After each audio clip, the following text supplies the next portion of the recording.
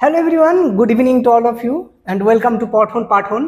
আজকে আমাদের এই টপিকের উদ্দেশ্য হলো এটাই যে সমস্ত স্টুডেন্টরা কোনো একটা জিনিস একটু ডেপথে জানতে চায়, একটু লজিক্যালি কথা বলতে চায়, যে না এরকম র্যান্ডমলি কোনো কিছু বলে দিলাম না যে পাকিস্তানের ওপরে মিসাইলস মেরে দাও, ইন্ডিয়া কেন এরকম করছে না। যেমন কি হতে পারে যে, যেমন ফর এক্সাম্পলস কিছুদিন আগে যে আমাদের ইন্ডিয়া পাকিস্তানের কনফ্লিক্ট চলছিল, সেই সময় আমি যখন ভিডিওস বানিয়েছিলাম অনেকে বলছিল যে মিসাইলস কেন মেরে দিচ্ছে না। এরকম যাতে র্যান্ডম কথা বলতে না হয় তোমাকে, যাতে তোমার বলার পেছনে কোনো একটা রিজনস থাকে, তাই না? দেখো, কোনো ঘটনা আজকে ঘটছে তার মানে এর আগে বহুত বড় একটা হিস্ট্রি আছে। সেই সিচুয়েশনসটা কেমন ছিল সেই টাইমে, মোমেন্টসগুলো কেমন ছিল, সেগুলোর ভীষণ ইম্পর্টেন্ট রোল প্লে করে, তাই না? তো আজকে আমাদের টপিকের উদ্দেশ্য এটাই যে আমরা একটু কনসেপ্টে গিয়ে একটু ডেপথে গিয়ে বোঝার চেষ্টা করব যে অ্যাকচুয়ালি যে দেশটা আমাদের নিজেদের দেশের মধ্যে ছিল, সে প্রথমে সেপারেট হলো। সেপারেট হওয়ার পরে এমন কি হলো যে তাদের সাথে আজকে আমাদের রিলেশনস এতটাই খারাপ। মানে পাকিস্তান আমাদের উপরে টেররিস্ট অ্যাটাক করে এবং আমরা তার রেসপন্সে পাকিস্তানের ঘরে গিয়ে মেরে আসি, তাই না? এবার রিসেন্টলি দেখবো অপারেশন সিন্দুর ইন্ডিয়ান গভর্নমেন্ট করেছে। এবার এই সময় অনেকের অনেক ধরনের মতবাদ থাকতে পারে। ওকে, এবার আমরা এটা বোঝার চেষ্টা করব যে আচ্ছা, এই যে ইন্ডিয়া পাকিস্তান রিলেশনসটা, এটা কিভাবে ধীরে ধীরে ধীরে ধীরে ডেভেলপড হলো এবং কিভাবে আজকের এই জায়গাটাতে পৌঁছেছে। তো তোমরা কি করবে, একটু ধৈর্য নিয়ে টপিকটা বোঝো, টপিকটা শোনো, দেখবে তোমাদের ভালো লাগবে। ওকে, তো দেখো আমরা এই টপিকে আমাদের মেন উদ্দেশ্য কি। প্রথমত আমরা দেখব যে 1947 থেকে 1947 থেকে 2024 পর্যন্ত বা 2025 পর্যন্ত কি কি ঘটনা ঘটেছে, একদম পুরো স্টেপ বাই স্টেপ আমরা বোঝার চেষ্টা করব। যেমন আজকে যদি তোমাকে বলা হয় যে মনে করো তুমি হলে ভারতের প্রাইম মিনিস্টার এবং তুমি যদি অপারেশন সিন্দুরের সময় থাকতে, তো তুমি কি করতে? এবার অনেকের মনে হবে পাকিস্তান তো আমি নিয়েই চলে আসতাম, কবজা তো করে নিতাম পাকিস্তানকে, লাহোর পোর্ট তো আমাদেরই, করাচি পোর্ট তো আমাদেরই হতো, তাই না? আমি যদি দেশের এডুকেশন মিনিস্টার হতাম, পুরো এডুকেশন সিস্টেমটা আমি চেঞ্জ করে দিতাম, সবাইকে চাকরি দিয়ে দিতাম। এরকম করে হয় না, তাই না? ওই টাইমে ওই সময়ে একটা পরিস্থিতি নয়, অনেকগুলো পরিস্থিতি কাজ করে, তবে কোনো একটা ডিসিশনস নিতে হয়। তো এবার যাতে এই টপিকের উদ্দেশ্য যাতে তোমরা একটা ভালো ডিবেট করতে পারো, ভালো ডিসকাশনস করতে পারো এর পরবর্তীকালে যখন ইন্ডিয়া পাকিস্তানের কনফ্লিক্ট হবে, যাতে তুমি র্যান্ডমলি না বলে দাও যে না না মিসাইলস মেরে দিতে হবে পাকিস্তানের ওপরে, উড়িয়ে দাও পাকিস্তান, তাই না? এরকম ইলজিক্যাল কথাবার্তা যাতে না বলো, তার পেছনে যাতে একটা যুক্তিসম্মত তোমার লজিক থাকে। ওকে, তো দেখো আমাদের টপিকের আজকে উদ্দেশ্য কি। প্রথমে আমরা দেখব যে হিস্ট্রি কি, এর ইতিহাস কি ছিল। প্রথমে দেখবো আমরা হিস্ট্রি, ইতিহাস দেখবো ফার্স্টে। এরপরে দেখবো যে ইন্ডিয়া পাকিস্তান কেন সেপারেট হলো, কিভাবে সেপারেট হলো। এরপরে ইন্ডিয়া পাকিস্তানের সাথে আমরা কি কি যুদ্ধ করেছি, কোন কোন ওয়ার ইন্ডিয়া পাকিস্তানের মধ্যে হয়েছে। এরপরে দেখবো আমরা হচ্ছে যে ইন্ডিয়া যখন আমাদের দেশের উপরে টেররিজম করেছে, টেররিস্ট অ্যাটাক করেছে, আমরা উরি স্ট্রাইক হোক, সার্জিক্যাল স্ট্রাইক হোক, অপারেশন সিন্দুর হোক, এগুলো কিভাবে করলাম, এগুলোর হিস্ট্রি কি ছিল, সেই সমস্ত জিনিস আমরা আজকে একটু জানার চেষ্টা করব।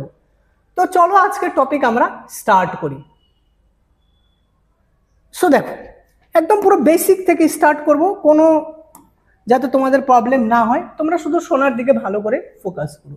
দেখো, প্রথমে আমরা দেখব কি দেখতে চাইছি সেটা। দেখো, আমরা কাহিনী জানতে চাইছি 1947 থেকে 2025 পর্যন্ত যে পাকিস্তান ইন্ডিয়ারই একটা অংশ ছিল এবং ভারত থেকে আলাদা হয়ে গিয়ে সে এমন কি ঘটনা ঘটলো, এমন কি কি ডেভেলপমেন্ট হলো যে আজকে পাকিস্তানের সাথে আমাদের সম্পর্ক এতটা বাজে, এতটা খারাপ সম্পর্ক, তাই না?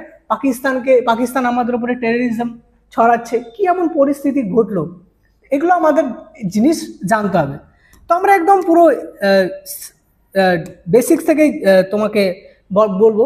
তো দেখো, প্রথমে আমরা দেখব ব্যাকগ্রাউন্ড কি। এর একটা ব্যাকগ্রাউন্ড রয়েছে, ব্যাকগ্রাউন্ড।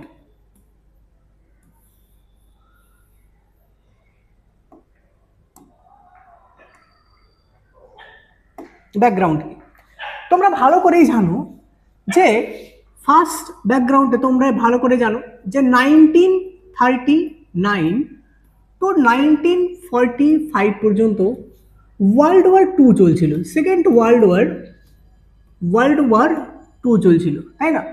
যখন দ্বিতীয় বিশ্বযুদ্ধ চলে পুরো দেশই ইফেক্ট হয়েছে, প্রত্যেকটা দেশেরই ক্ষতি হয়েছে। এবার ওয়ার্ল্ড ওয়ার টুতে ব্রিটিশও পার্টিসিপেট করে, তাই না? কিন্তু ওয়ার্ল্ড ওয়ার টুর সময় ব্রিটিশ কি হয়ে যায়? জিতে যায়। ব্রিটিশ কিন্তু একদিক দিকে জিতে যায়। ব্রিটিশ জিতে গেলেও British economically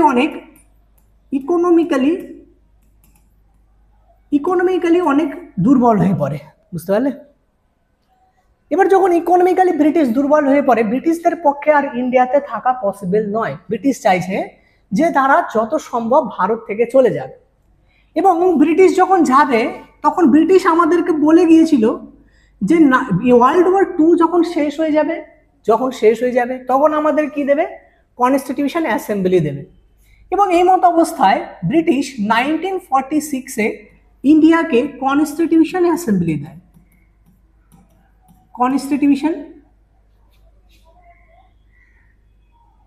constitution assembly provide করে।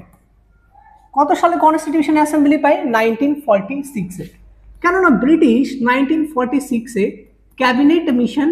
ক্যাবিনেট মিশন ভারতে পাঠায় এবং ক্যাবিনেট মিশনের মাধ্যমে আমরা কনস্টিটিউশন অ্যাসেম্বলি পেলাম। দেখো এগুলো কাহিনীর দরকার আছে, এগুলো তোমাকে বুঝতে হবে, তবে তুমি আজকের যে ইন্ডিয়া পাকিস্তান রিলেশনস সেটা তুমি ভালোভাবে ডিকোড করতে পারবে। ওকে, তো ক্যাবিনেট মিশন এসে বলে যে ঠিক আছে, ভারতকে কি করা হোক, সংবিধান সভা দেওয়া হোক এবং ভারত কি করবে? নিজের সংবিধান নিজেরাই তৈরি করুক। ওকে, এবার যদি তুমি কনস্টিটিউশন অ্যাসেম্বলি দেখো, কনস্টিটিউশন অ্যাসেম্বলিতে কাজ স্টার্ট হওয়া শুরু করবে। এবার ডেট চলে আসে 9 ডিসেম্বর 1946। কনস্টিটিউশনের ফার্স্ট মিটিং নির্ধারণ করা হয় যে কনস্টিটিউশনের প্রথম মিটিং স্টার্ট হবে কনস্টিটিউশন অ্যাসেম্বলিতে যখন ফার্স্ট মিটিং স্টার্ট হয় সেই দিন একটা ঘটনা ঘটে। কি ঘটনা ঘটে? মুসলিম লীগ, এখান থেকেই প্রবলেম শুরু হয়ে যাবে। হ্যাঁ, মুসলিম লীগ। এবার মুসলিম লীগের যে লিডার ছিলেন তিনি হলেন মোহাম্মদ আলী জিন্নাহ, তাই না? দেখো আমরা ডিটেলসে একটু জানার চেষ্টা করব মোহাম্মদ আলী জিন্নাহ। একটু পরে দেখো ডিটেলসে, দেখবে কত ভালো লাগে, পড়াশোনার মধ্যে কত ইন্টারেস্টিং আছে, তাই না? এগুলো বোঝা যাচ্ছে। দেখো মোহাম্মদ আলী জিন্নাহ ইনি কে হন? ইনি হচ্ছেন মুসলিম লীগের লিডার। ঠিক আছে, মুসলিম লীগের লিডার কে থাকেন? মোহাম্মদ আলী জিন্নাহ। এবার মোহাম্মদ আলী জিন্নাহ যে রয়েছেন না, এই মোহাম্মদ আলী জিন্নাহর যে দাদু রয়েছেন, দাদাজি, ইনি কিন্তু হিন্দু ছিলেন, জানো তো? ইনি হচ্ছে হিন্দু ছিলেন। অ্যাকচুয়ালি এনার যে দাদাজি রয়েছেন এনারা হলো খোজা কাস্ট থেকে, খোজা কাস্ট। আর তখন খোজা কাস্ট হিন্দু রিলিজিয়নের সাথে যুক্ত ছিল। পরবর্তীকালে এনার দাদাজি ইসলাম গ্রহণ করেন এবং মুসলিম হয়ে যান এবং এটাই ফলো করেন মোহাম্মদ আলী জিন্নাহ। ওকে, এবার মোহাম্মদ আলী জিন্নাহ যেহেতু মুসলিম লীগের মেন এবং সেই টাইমে পপুলেশন যদি দেখো তাহলে পপুলেশন 38 ক্রোর, 38 কোটি পপুলেশনের মধ্যে 65% ছিল হচ্ছে হিন্দু এবং 27% মুসলিম এবং বাদ বাকি হচ্ছে অন্য রিলিজিয়ান্স রয়েছে। মোহাম্মদ আলী জিন্নাহ ভালো করেই জানে যে এই যে 27% মুসলিমস রয়েছে এদের নিয়ে আমি আলাদা একটা দেশ তৈরি করব যেটার নাম দেব পাকিস্তান। এটা আগে থেকে কিন্তু মোহাম্মদ আলী জিন্নাহর আগে থেকে ইচ্ছে, বোঝা গেল? এবার কি হয়, যখন প্রথম দিন কনস্টিটিউশন অ্যাসেম্বলিতে মিটিং ডাকা হয় তখন দেখে মোহাম্মদ আলী জিন্নাহ দেখে আরে এ তো দেখি মানে মিটিং শুরু হয়ে গেছে সংবিধান তৈরি করার জন্য, তাহলে পাকিস্তান সেপারেট কান্ট্রি কিভাবে তৈরি হবে? তখন কি করলো মোহাম্মদ আলী জিন্নাহ এই মিটিংটাকে, মানে এই যে মুসলিম লীগের মানে কনস্টিটিউশন অ্যাসেম্বলিতে ফার্স্ট মিটিং ছিল সেই মিটিংটাকে বয়কট করে দেওয়া হলো, বন্ধ করা হলো। ওকে, অ্যাকচুয়ালি এই সেম টাইম পিরিয়ডে এইদিকে ব্রিটিশ প্রাইম মিনিস্টার ছিলেন Clement Attlee. British prime minister, ওনার নাম হচ্ছে ক্লিমেন্ট এটলি কুমার নয়, ক্লিমেন্ট এটলি। ইনি ডিক্লেয়ার করে দেন যে ভারতকে ইন্ডিপেন্ডেন্স দেওয়া হবে 1948-এ। India will get independence, India will get independence. ভারতকে স্বাধীনতা দেওয়ার কথা কবে বলে? ভারতকে স্বাধীনতা দেবে এটা ক্লিমেন্টেডলি ব্রিটিশ প্রাইম মিনিস্টার ডিক্লেয়ার করে দেন যে ভারতকে স্বাধীনতা দেওয়া হবে 1948-এ। কিন্তু মুসলিম লীগ এতটাই এখানে দাঙ্গা হাঙ্গামা করে, যার ফলে মোটামুটি প্রচুর লোক মারা যায়, বেঙ্গল হোক বা আমাদের ইন্ডিয়ার অন্য অন্য জায়গাতে দাঙ্গা হাঙ্গামার সৃষ্টি হয়। ব্রিটিশ ভয় পেয়ে যায় যে দেখো এমনি আমরা যুদ্ধ থেকে সবে উঠে আসলাম, ওয়ার্ল্ড ওয়ার 2 থেকে উঠে আসলাম, আমরা এত কিছু সহ্য করতে পারবো না। এই যে মুসলিম লীগ যে ডিমান্ড করছে, মুসলিম লীগ মোহাম্মদ আলী জিন্নাহ মুসলিম লীগ যে ডিমান্ড করছে তাদের সেপারেট একটা দেশ চাই, তাদের সেপারেট দেশ দিয়ে দাও, সেপারেট দেশ দিয়ে কাহিনী এখানে বন্ধ করো, আমরা এত কিছু আর সহ্য করতে পারছি না। যার জন্য কি করা হলো, দিন চলে আসলো 3 জুন 1947, মাউন্ট ব্যাটেন প্ল্যান আসে। মাউন্ট ব্যাটেন প্ল্যান আসে এবং মাউন্ট ব্যাটেন প্ল্যানের মাধ্যমে ইন্ডিয়া এবং পাকিস্তান ক্রিয়েট করা হলো। ইন্ডিয়া এবং পাকিস্তান দুটো দেশ হয়। ইন্ডিয়া এবং পাকিস্তান কত সালে স্বাধীন হয়েছিল তোমরা জানো? 14 আগস্ট 1947 স্বাধীন হলো পাকিস্তান, আর ইন্ডিয়া স্বাধীন হয়ে গেল 15 আগস্ট 1947। দুটো দেশ স্বাধীন হয়ে যায়। এটুকু কাহিনী তো বুঝে গেছো। এবার যদি আমরা নেক্সট কাহিনী দেখি, যদি আমরা একটু নেক্সট কাহিনীর দিকে যাই,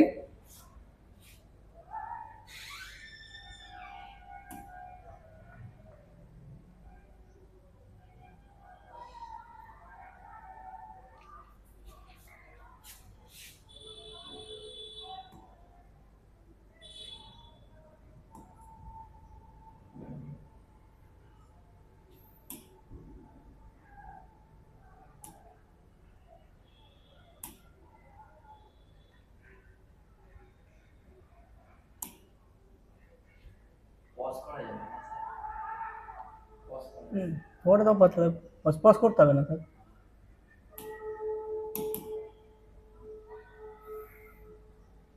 হ্যাঁ চলো দেখো, এবার যদি আমরা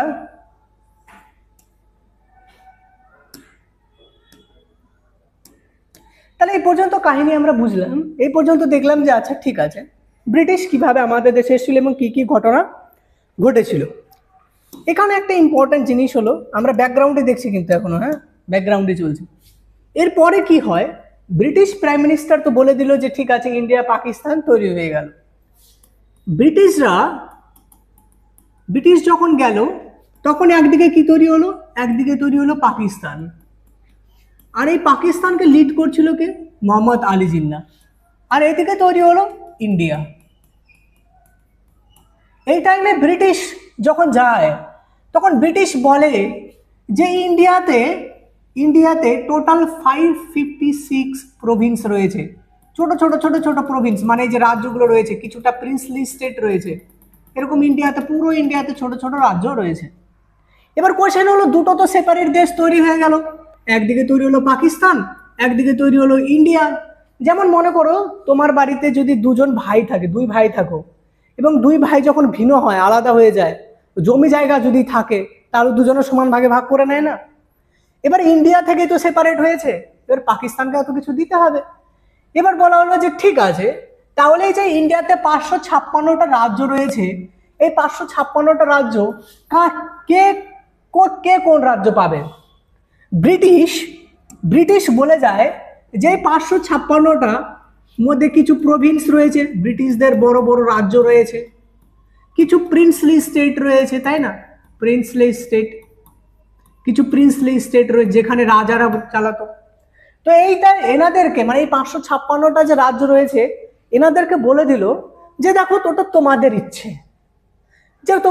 তোমরা যদি চাও তোমরা পাকিস্তানের সাথে মিশতে পারো, তোমরা যদি চাও তোমরা ইন্ডিয়ার সাথে মিশতে পারো, এবং তুমি যদি চাও তাহলে তুমি নিজে ইন্ডিপেন্ডেন্ট থাকতে পারো, কারোর সাথে মেশার কোনো প্রয়োজন নেই। এই মতো অবস্থায় এখানে ইন্ডিয়ার তরফ থেকে সর্দার বল্লভভাই প্যাটেল স্যার, উনি কি করলেন, এই 556টা রাজ্যকে ইন্ডিয়ার সাথে মেশানোর জন্য বাইরে বেরিয়ে গেলেন। সমস্ত রাজ্য যেমন হচ্ছে অনেক সমস্ত রাজ্য প্রায় ইন্ডিয়ার সাথে মিশিয়ে নিলেন। প্রবলেম ক্রিয়েট হলো তিনটে জায়গাতে। Number one, Hyderabad, Hyderabad, Junagadh, Junagadh and Kashmir, এই তিনটে জায়গাতে প্রবলেম ক্রিয়েট হলো। হায়দ্রাবাদ এবং জুনাগড়ে এখানে পুলিশ অ্যাকশনসের মাধ্যমে কি করা হলো, ইন্ডিয়ার সাথে এগুলোকেও মিশিয়ে নেওয়া হলো, ইন্ডিয়ার সাথে অ্যাড হয়ে গেল। মাঝখানে বেঁচে থাকলো হচ্ছে কাশ্মীর। আচ্ছা, কাশ্মীর কেন বেঁচে থাকলো? এখানে এগুলো তোমাকে ডিটেলস যদি মানে অ্যাকচুয়ালি ঘটনা বুঝতে হলে তোমাকে এইভাবে বুঝতে হবে যে অ্যাকচুয়ালি কি ঘটেছিল সেই টাইমে, অ্যাকচুয়ালি কোন কোন রিজনস ছিল, সিনারিও কেমন ছিল, সেগুলো যতক্ষণ না জানবে ততক্ষণ বোঝা খুব টাফ। তার মানে মোটামুটি ইন্ডিয়ার সাথে সমস্ত রাজ্য মিশে গেছে, প্রবলেম ক্রিয়েট করে কাশ্মীর। কাশ্মীর এবার কি করে দেখো, তার আগে শোনো ওই টপিক আগে, আমি ম্যাপ তত ভালো আঁকতে পারি না, তো তোমাদের বোঝানোর জন্য জাস্ট আমি একটা সিম্পল ম্যাপ এঁকে বোঝাচ্ছি। ওকে, জাস্ট টপিকটা বোঝানোর জন্য। হ্যাঁ, রাফলি মনে করে এটা হচ্ছে ইন্ডিয়া। এবার এখানে কি হয়, যখন ব্রিটিশ 1947-এ যদি আসো, 1947-এ যখন একদিকে আমাদের সুন্দর ইন্ডিয়া, ইন্ডিয়া আরেকদিকে জানোই কেমন দেখতে পাকিস্তান, এই দুটো দেশ তৈরি হলো, তাই না? এই দুটো দেশ তৈরি হয়।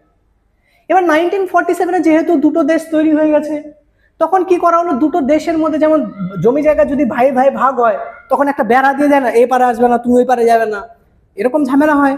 তো এবার যেহেতু পাকিস্তান তৈরি হয়েছে, তখন একটা কি করা হলো, বর্ডার তৈরি করা হলো। তো ব্রিটিশ বললো যে ঠিক আছে, আমি র্যাডক্লিফকে পাঠাচ্ছি, এবং র্যাডক্লিফ এসে কি করলো, এই যে গুজরাট আছে, রাজস্থান আছে এবং পাঞ্জাব আছে, তার মানে এই যে তিনটে, গুজরাট, রাজস্থান এবং পাঞ্জাব, এইদিকে যে জম্মু কাশ্মীর এবং লাদাখ রয়েছে, জম্মু কাশ্মীর লাদাখ এইখানে নয়, এই তিনটে জায়গাতে একটা বর্ডার তৈরি করলো, যেটাকে বলা হয় র্যাডক্লিফ লাইন। র্যাডক্লিফ লাইন তৈরি করে দেয়। তার মানে ইন্ডিয়া এবং পাকিস্তানের সাথে র্যাডক্লিফ লাইন তৈরি হয়ে থাকে, খুব সুন্দরভাবে চলছে। ওকে, এদিকে কাশ্মীরের রাজা ছিলেন, কাশ্মীরের যিনি রাজা, মানে রাজা তো নয়, তখন ওনাকে বলা হতো মহারাজা। ওকে, কাশ্মীরের মহারাজা, কাশ্মীরের মহারাজা কে ছিলেন? কাশ্মীরের মহারাজা ছিলেন হরি সিং, হরি সিং। এবার হরি সিংকে, যে হরি সিং ছিল, হরি সিংকে বলে যে আচ্ছা হরি সিং, তুমি ইন্ডিয়ার সাথে থাকবে না পাকিস্তানের সাথে থাকবে? মোহাম্মদ আলী জিন্নাহ এটা মেনে চলতো যে এই যে মানে হরি সিং যে কাশ্মীরে রয়েছে, সেই টাইমে কাশ্মীরের মেজরিটি পপুলেশন, মানে মোটামুটি 77% পপুলেশন ছিল মুসলিম মেজরিটি। এবারে এখানে মুসলিম মেজরিটি পপুলেশন, কি বললাম, মুসলিম মেজরিটি, আর রুলার রয়েছে, যে রুলার রয়েছে তিনি হিন্দু। তো মোহাম্মদ আলী জিন্নাহ এটা ভেবে চলতো যে কাশ্মীর তো পাকিস্তানের সাথেই মিশবে, তাই না? মহারাজার হরি সিং যে রয়েছে, তাকে এসে বললো যে দেখো তুমি কার সাথে মিশবে। কে এসে বললো? সর্দার বল্লভ ভাই প্যাটেল, যে দেখো তোমাকে নিয়ে প্রবলেম হচ্ছে, তো তুমি ইন্ডিয়ার সাথে যাবে না পাকিস্তানের সাথে? হরি সিং বলে না না, আমি কারোর সাথে মিশবো না, আমি নিজে ইন্ডিপেন্ডেন্ট থাকবো। কি চাইছে? ইন্ডিপেন্ডেন্ট থাকতে, স্বতন্ত্র থাকতে, মানে কাশ্মীর কারোর সাথে মিশতে চাইছে না, ইন্ডিপেন্ডেন্ট থাকতে চাইছে। ওকে, ইন্ডিপেন্ডেন্ট থাকবে, কোনো ব্যাপার না।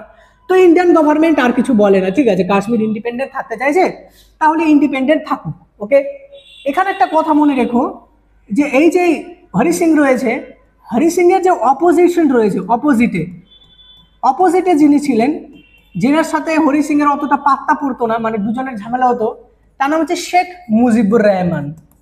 শেখ মুজিবুর রহমান, শেখ মুজিবুর রহমান, এই দুজন কাশ্মীরে তখন লিড করছে। বোঝা গেল? অলরেডি এই বাউন্ডারি তৈরি হয়ে গেছে। ওকে, ঘটনা তো আমরা বুঝে গেলাম, এই পর্যন্ত সবই ঠিক ছিল, সমস্ত কিছু মানে কোনো প্রবলেমই নেই এর মধ্যে, তাই না? কিন্তু প্রবলেম কখন হবে সেটা একটু খেয়াল করো। সমস্ত কিছু সেট, খুব ভালোভাবে সমস্ত কিছু চলছে, আর দেশ স্বাধীন হয়ে গেছে, বর্ডার তৈরি হয়ে গেছে, কাশ্মীর ইন্ডিপেন্ডেন্ট থাকতে চাইছে। কিন্তু কি ঘটনা ঘটলো এরপর, যে কাশ্মীরের প্রবলেম এখনো পর্যন্ত সলভ হচ্ছে না, কাশ্মীরের প্রবলেম এখনো রয়েছে। পাকিস্তান ডে বাই ডে কাশ্মীরের যে আমাদের ইন্ডিয়ান আর্মিজ রয়েছেন, তাদের উপরে অ্যাটাক করেই যাচ্ছে। কি এমন ঘটনা ঘটেছিল? তো এই যে আজকের যে সমস্ত ঘটনাগুলো ঘটছে, তার রিজনস বহুদিন আগেই তৈরি হয়ে যায়।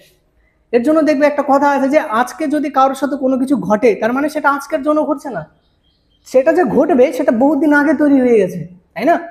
তো দেখো এবার আমরা এর নেক্সট যে টপিক রয়েছে সেই টপিকগুলো আমরা একটু বোঝার চেষ্টা করি, এর পরের ঘটনাগুলো কি কি ঘটেছে।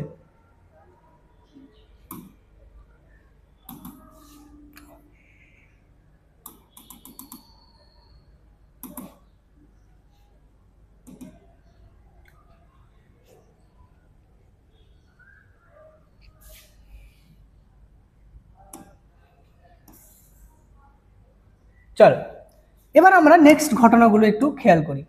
এতক্ষণ পর্যন্ত কি হলো ভালো করে একটু বোঝো, আর এখানে আমাদের দেখো বেশি টাইম লাগুক কিন্তু কি বলতো আমরা একটু ভালো করে জিনিসগুলো দেখি। হ্যাঁ দেখো একদিকে কি হলো, একদিকে আমি তোমাদের বললাম যে ইন্ডিয়া, দেখো ম্যাপের সাথে যেও না, জাস্ট আমি তোমাদের বোঝানোর জন্য বলছি, এটা হলো আমাদের ইন্ডিয়া, আর এইদিকে জম্মু কাশ্মীর রয়েছে, তাই না, লাদাখ রয়েছে।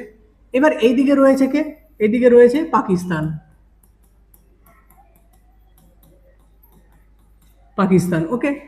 এবার এখানে অলরেডি ব্রিটিশ কি করে যায়, ব্রিটিশ অলরেডি বর্ডার ডিমার্কেট করে যায়, তাই না, যেটাকে কি বলা হয় র্যাডক্লিফ লাইন, র্যাডক্লিফ লাইন। আর এই বর্ডারটা এমন একজন তৈরি করে দিয়ে যায় যে কিনা ভারতেরই নয়, ও ভারতের সম্পর্কে তার কোনো কিছু আইডিয়াই নেই, না হিস্ট্রি জানে না জিওগ্রাফি জানে, কিছুই জানে না, সে আমাদের দেশের বর্ডার তৈরি করে দিয়ে যায় ওকে।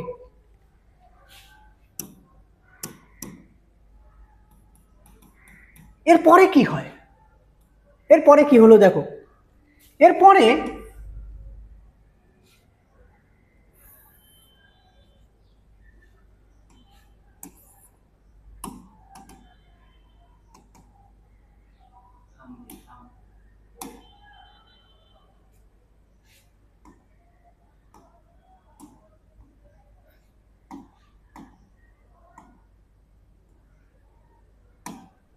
এরপরে কি হয় দেখো, তার মানে এই পর্যন্ত যদি খেয়াল করো তাহলে কি হলো, এই পর্যন্ত আমরা দেখলাম যে ঠিক আছে, একদিকে কি তৈরি হলো ইন্ডিয়া, একদিকে কি তৈরি হলো পাকিস্তান, একদিকে কি তৈরি হলো ইন্ডিয়া তৈরি হলো, আরেকদিকে কি তৈরি হলো, আরেকদিকে তৈরি হয়ে গেল পাকিস্তান ওকে।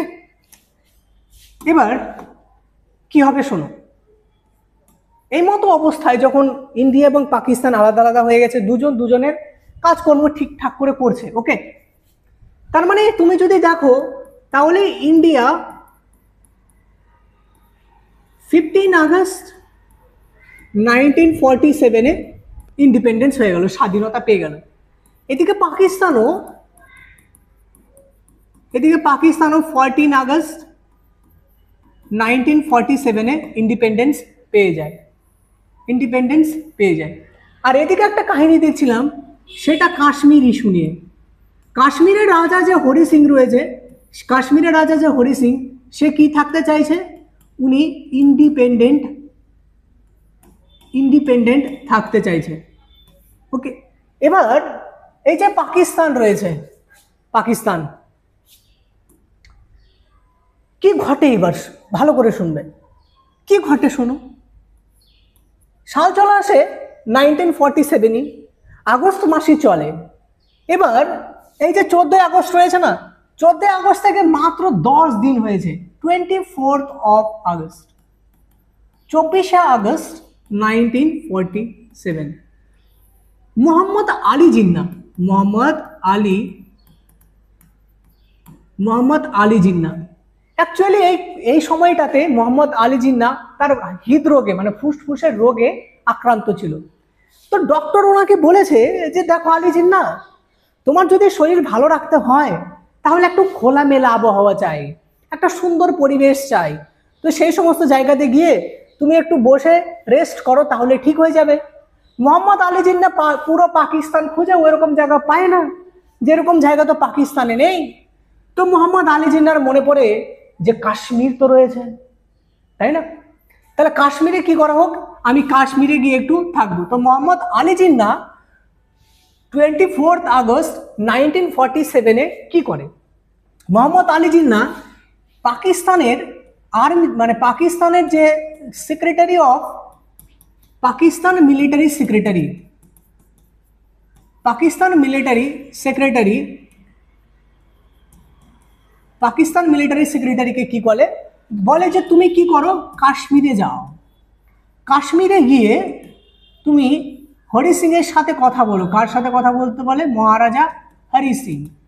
হরি সিং, মহারাজা হরি সিং এর সাথে কথা বলো এবং ওনাকে বলো যে আমি কিছুদিন কাশ্মীরে গিয়ে থাকবো। মহারাজা হরি সিং ডাইরেক্ট মানা করে দেয়, বলে না না না, মোহাম্মদ আলী জিন্নাহকে আসতে দেওয়া যাবে না। এটা ভীষণই শকিং থাকে। এই যে আর্মি পাকিস্তান মিলিটারি সেক্রেটারি রয়েছেন, ইনি 5 দিন পর ফিরে যান মোহাম্মদ আলী জিন্নাহর কাছে, গিয়ে বলেন যে কাশ্মীর তো মহারাজা হরি সিং তো রাজি হচ্ছে না। রাজি হচ্ছে না কেন? রাজি হচ্ছে না? আর মহারাজা হরি সিং এখানে কি করে রাজ করছে? যেখানে 77% মুসলিম, সেখানে তো Hari Singh as a Hindu ruler. এই এই যে কাশ্মীর যে হয়েছে, এই কাশ্মীর তো পাকিস্তানের সাথে মিশা উচিত। পাকিস্তানের সাথে কেন মিশছে না? তাড়াতাড়ি মিশাও পাকিস্তানের সাথে, তাই না? এবার দেখো, যখন 5 দিন পরে এসে মোহাম্মদ আলী জিন্নাহকে বলে যে না না না, কোনোভাবে রাজি হচ্ছে না, বলে ঠিক আছে, তাহলে কি করা হোক বলো। এই যে কাশ্মীর রয়েছে, এখানে আমি বললাম না তখন আরেকজন লোক ছিল, তার নাম হচ্ছে শেখ মুজিবুর রহমান। শেখ মুজিবুর রহমান, বলো শেখ মুজিবুর রহমানের কাছে গিয়ে বলো যে আমার শরীরের অবস্থা ভালো নয়, আমি কাশ্মীরে এসে থাকতে চাই। শেখ মুজিবুর রহমানও মোহাম্মদ আলী জিন্নাহকে সাপোর্ট করে না। মোহাম্মদ আলী জিন্নাহ তো শক হয়ে যায়, কি ব্যাপার, মহারাজা হরি সিং আমার সাপোর্টে নেই, এদিকে শেখ মুজিবুর রহমান আমার সাপোর্টে নেই, এগুলো কি হচ্ছে? তাহলে কি আমি আর মানে চলতে পারবো না? আমার অবস্থা তো ভীষণ খারাপ হয়ে গেল। তাহলে কাশ্মীর তো কোনোভাবেই পাকিস্তানের সাথে মিশাতে পারছি না, বোঝা গেল? এবার দেখো তার পরের পয়েন্টে কি ঘটছে। তো আমাদের এবার একটু জানতে হবে ভালো করে, আর একটু দেখো,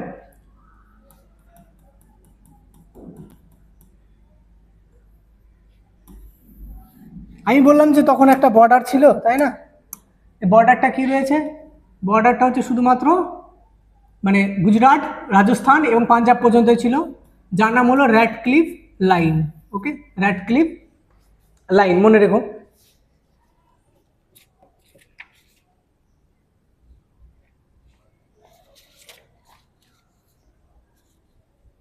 মানে এইটুকু ক্লিয়ার? ওকে। এবার যখন দেখলো যে কোনোভাবেই তো কাশ্মীরকে নিয়ে আসা যাচ্ছে না, কেননা কাশ্মীর রয়েছে, মোহাম্মদ আলী জিন্নাহ ভাবতো যে কাশ্মীর তো আমাদের হয়েই যাবে, কিন্তু কাশ্মীর তো হলো না। আচ্ছা দেখো, এখানে কিন্তু কোনো বর্ডার নেই, জম্মু কাশ্মীরের দিকে কোনো বর্ডার তৈরি হয়নি, কেননা মহারাজা হরি সিং ডিসাইডই করেনি যে ইন্ডিয়ার সাথে থাকবে না পাকিস্তানের সাথে থাকবে। তাহলে বর্ডার কি করে হবে, তাই না? তো বর্ডার তৈরি হয় না। এরপর যখন দেখে মোহাম্মদ আলী জিন্নাহ যে কোনোভাবে কাশ্মীরকে নিয়ে আসা যাচ্ছে না সোজা পথে, এবার মোহাম্মদ আলী জিন্নাহ প্ল্যানিং করে। কি প্ল্যানিং করে? সেপ্টেম্বর 1947 ডেট চলে আসে, সেপ্টেম্বর 1947। এই সময় মোহাম্মদ আলী জিন্নাহ পারমিশন দেয় মিলিটারি আর্মি যে ওখানের হেড রয়েছে তার নাম হলো লিয়াকত আলী খান। কি নাম ছিল? লিয়াকত আলী খান। লিয়াকত আলী খানকে বলেন যে লিয়াকত আলী খান, এই যে কাশ্মীরের রাজা হরি সিং রয়েছে না, ও সোজাভাবে আমাদের সাথে মিশবে না, কি করো, ওকে যুদ্ধ করে কবজা করে তাড়াতাড়ি পাকিস্তানের সাথে মেশাও। এবার দেখো লিয়াকত আলী খান কি করলো, সেপ্টেম্বর 1947-এ লাহোরে একটা মিটিং ডাকলো। কোথায়? লাহোরে। এই লাহোরে মিটিং যখন ডাকলো, সেখানে 20 জন ট্রাইবেল আতঙ্কবাদী, বোঝা গেল, ট্রাইবেল তালিবান, তোমরা নাম শুনেছ তালিবান, এদেরকে এক জায়গায় করলো এবং এরকম 1000 প্লাস পাশমান্ত যারা লোকজন রয়েছে তাদেরকে মানে তালিবান টাইপের লোকজনকে কি করলো, ট্রেনিং দিল। এদেরকে ট্রেনিং কেন দেওয়া হচ্ছে? এদেরকে ট্রেনিং দেওয়া হচ্ছে এর জন্য তারা পাকিস্তান কি করবে, অ্যাটাক করবে কাশ্মীরে। যখন এটা রেডি হয়ে যায়, এরপরে দিন চলে আসে 22 অক্টোবর 1947। 22 অক্টোবর 1947 সেই দিন, যেদিন কি করলো, পাকিস্তান যে মিলিটারি রয়েছে, এই যে এরা পাকিস্তান মিলিটারি কি করলো, এন্টার শ্রীনগর। শ্রীনগর, শ্রীনগরে এন্টার করে নেয়। পাকিস্তান মিলিটারি যখন শ্রীনগরে এন্টার করে, কেন এন্টার করে? কারণ এদের উদ্দেশ্য কোথায়? জম্মু কাশ্মীরে যাওয়ার। জম্মু কাশ্মীরে এদের target. 22 October 1947 Pakistan military enter Srinagar, শ্রীনগরে এন্টার করে। একটা যদি শ্রীনগর হয় আর মনে করে এত দূর হচ্ছে কাশ্মীর, এখানে কাশ্মীর আসতে অনেক দিন টাইম লাগবে। আর কাশ্মীরে এই সময় ভীষণ আনন্দ ফুর্তিতে কে রয়েছে? মহারাজা হরি সিং। মহারাজা হরি সিং এখানে রাজ করছে। ওকে, এবার মহারাজা হরি সিং, কাশ্মীর যেহেতু ইন্ডিয়াতে এখনো যোগ হয়নি, এবার ইন্ডিয়ান গভর্নমেন্টও কিছু করতে পারছে না, এটা পাকিস্তান ভালো করেই জানে। বোঝা গেল? পাকিস্তান এটার ফায়দা নিয়ে নেয়। এরপরে কি হয় দেখো, একটা ব্রিজ থাকে, বুঝলে, মানে মেন কাশ্মীরের রাজা হরি সিং এর কাছে যাওয়ার আগে একটা ব্রিজ পড়ে। এই ব্রিজটা হরি সিং ভেঙে দেয়। যখনই ভেঙে দেয় তো কাশ্মীরের যে আর মিলিটারি গুলো এসেছিল না, মানে আর্মি গুলো যে এসেছিল, তারা কিছু সময় পায় ওইখানে। এখানে যে সময় পায় তারা এতটা ভয়ঙ্কর এখানে অত্যাচার করে, মানে এতটাই ভয়ঙ্কর যে এখানে উইমেন্স হোক, মানে পুরুষ হোক, মহিলা হোক, যেই হোক না কেন, তাদের অত্যাচার, নির্যাতন, তাদের রেপ করা, সমস্ত কিছু, মানে মানুষের নির্যাতম কাজগুলো এরা করতে থাকে। এগুলো সমস্ত কিছু করার পর যখন এরা এন্ট্রি নেবে কাশ্মীরে, মহারাজা হরি সিং এর কাছে খবর পৌঁছায় যে দেখো পাকিস্তান কিন্তু অ্যাটাক করে দিয়েছে কাশ্মীরের উপর। মহারাজা হরি সিং অবাক হয়ে যায় যে কি ব্যাপার, এরকম কি করে পসিবল, হাউ ইটস পসিবল, তাই না? মহারাজা হরি সিং আর কোনো তাল খুঁজে পায় না যে কি হলো, এবার আমার সাথে কি হবে। মহারাজা হরি সিং তখন কি করে, ফোন লাগায় ইন্ডিয়াতে। ইন্ডিয়াতে তখন সর্দার বল্লভভাই প্যাটেল, জওহরলাল নেহরু বসে রয়েছেন। আর ওইদিকে মোহাম্মদ আলী জিন্নাহ তো ফুসফুস রোগে সে আক্রান্ত, এত খারাপ খারাপ কাজ করেছে, দেশকে ভাগ করে দিয়েছে, ওর রোগ হবে না তো কার হবে, তাই না? কিছুদিন পর দেখবে পটলও তুলে নেবে।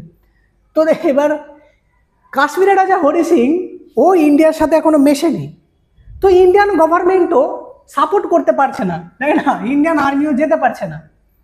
তার মানে আমি বলতে চাইছি যে মনে করে এটা পাকিস্তান এলাকা, এগুলো হলো পাকিস্তান এলাকা, তাই না? পাকিস্তান এলাকা। তো পাকিস্তানের এখানে একটা জায়গা রয়েছে যেটাকে বলে মুজাফফরাবাদ রিজন, আর মুজাফফরাবাদ রিজন দিয়ে এখানে রয়েছে আমাদের কাশ্মীর। বোঝা গেল? এবার মহারাজা হরি সিং এর উপরে যখনই অ্যাটাক হওয়ার সম্ভাবনা চলে এসছে, মহারাজা হরি সিং ইন্ডিয়াতে কল করে বলছে যে দেখো আমাদের উপরে কিন্তু হামলা হয়ে যাবে, আমাদেরকে বাঁচাও। তখন সর্দার বল্লভভাই প্যাটেল বলে ঠিক আছে বাঁচাবো, তোমাদেরকে আমি রক্ষা করব, কিন্তু তার আগে সাইন করো ডকুমেন্টসে, সাইন করে বলো যে কাশ্মীর ইন্ডিয়ার সাথে যুক্ত হলো। বোঝা গেল? সেই দিন মহারাজা হরি সিং ডকুমেন্টসে সাইন করে, রাজা কি রাজা, মহারাজা, তিলকেশ্বর, এরকম টাইটেল ফাইটেল দিয়ে ডকুমেন্টসে সাইন করে নিল। বলে ঠিক আছে আমি ইন্ডিয়ার সাথে যুক্ত হয়ে গেলাম। যেই ইন্ডিয়ার সাথে যুক্ত হয়ে গেল, ইন্ডিয়ার সাথে যেই যুক্ত হয়ে গেছে, এবার ইন্ডিয়ান আর্মি রেডি। 27 অক্টোবর, দেখো কত ফাস্ট কাজ চলছে। 22 তারিখে এন্ট্রি নিয়েছিল, 27 তারিখে ইন্ডিয়ান আর্মি অ্যাক্টিভ হয়ে গেছে। 27 October 1947 Indian army ready. Indian army কোথায় চলে যায়? কাশ্মীরে। এবং দেখো এই জায়গাটা ভীষণ ইম্পর্টেন্ট, হ্যাঁ, কাশ্মীরে যেই পৌঁছালো, এবারে এখানে এই জায়গাটা বোঝার আগে আমি এখানে একটা ছোট্ট করে বোঝাচ্ছি, ভালো করে বোঝো।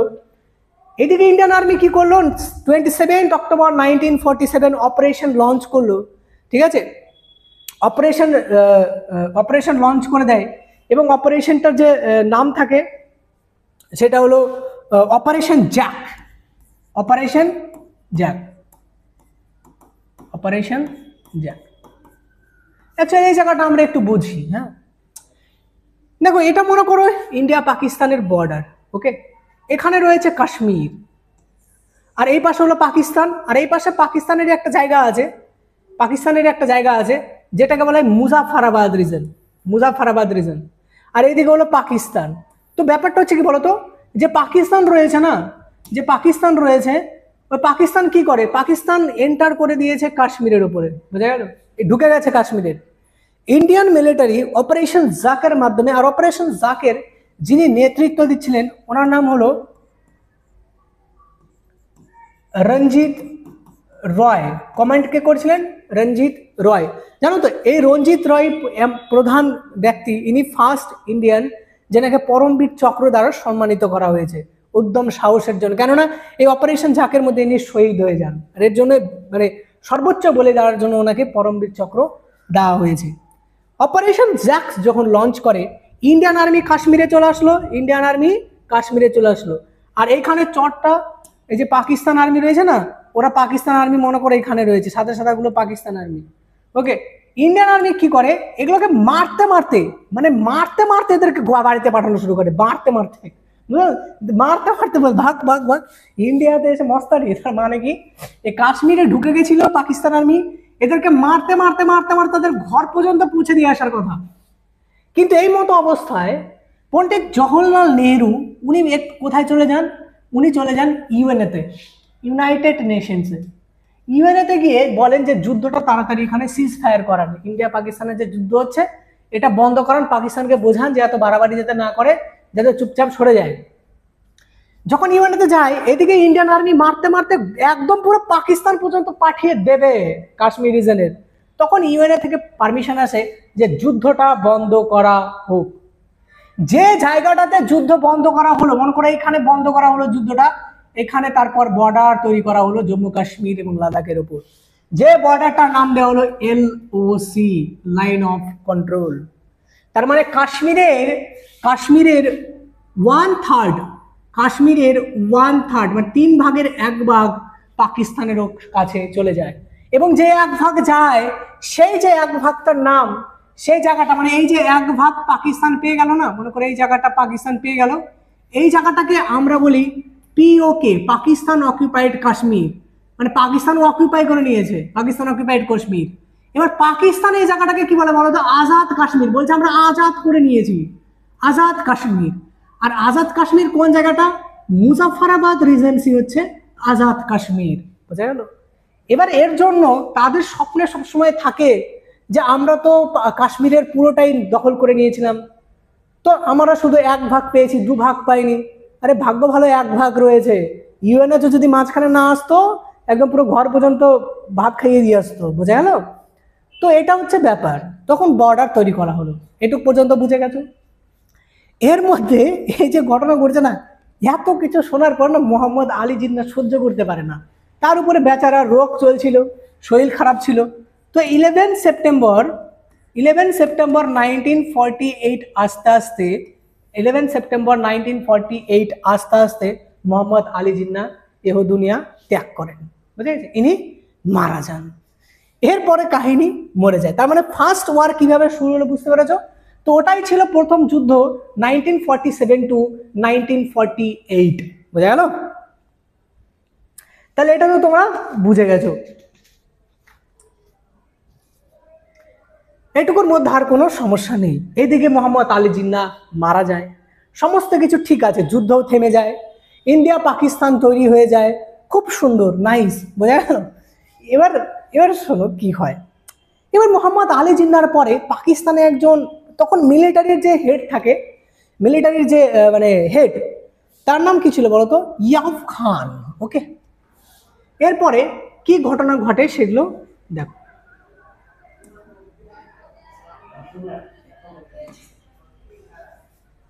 এরপরে যে ঘটনা ঘটে সেটা একটু ভালো করে দেখো। সাল চলে আসে 1960,